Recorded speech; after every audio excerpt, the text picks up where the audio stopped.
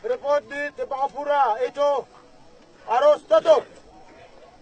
Perang jangan berhenti.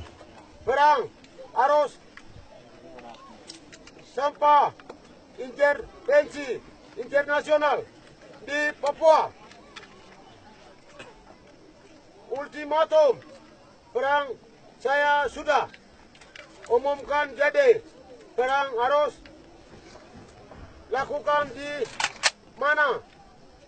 Saya di Papua. Ketentuan aturan perang kita sudah keluarkan itu. Panglima TNI Polda harus tunduk pada aturan itu. DPN di seluruh Papua perang akan berdasarkan aturan ini. Tujuan kami dari perang lawan TNI Polri sudah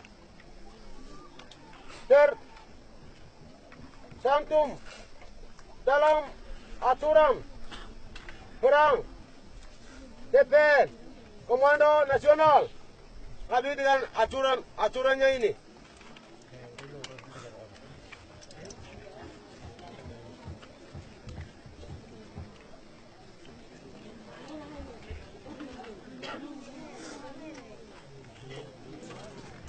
Dengan aturan ketentuan ini.